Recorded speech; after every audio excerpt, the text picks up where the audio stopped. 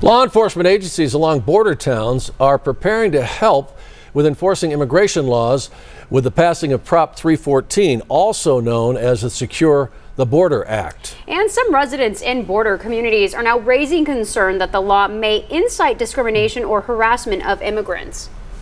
News 4 Tucson's chief investigative reporter, Corus Nylander, has been following this. He joins us live from Nogales and goes in depth on how law enforcement is preparing for these changes. Corus.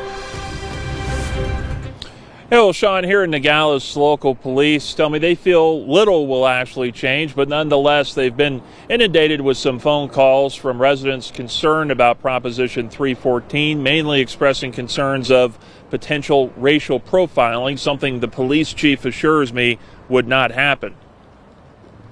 Honestly, what will happen here in the city of Nogales is business will be as usual. Nogales Police Chief Carlos Jimenez is confident residents will feel little to no impacts from the passing of Proposition 314, which tasks local police with enforcing immigration laws and state judges with deportation authority. They refer to it as the law of the races.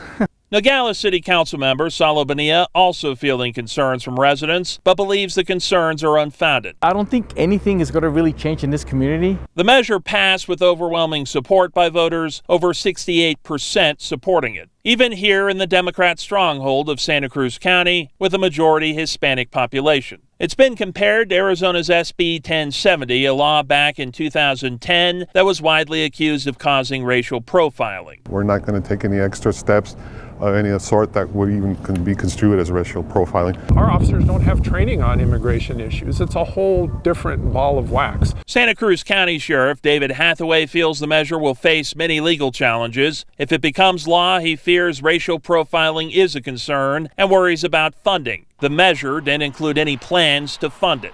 There is no funding that would be coming into my office for what is ostensibly a federal issue. Why behind the bill is the federal government neglected their job.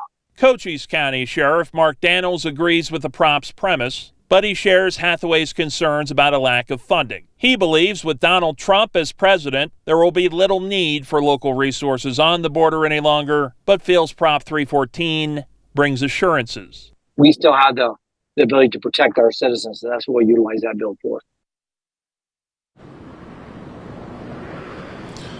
And unlike the other propositions, 314 won't be ready to just become law. It needs to wait for the outcome of other litigation from the Supreme Court for a similar measure out of Texas. That could take upwards of 60 days. So the future of this proposition still unknown at this point.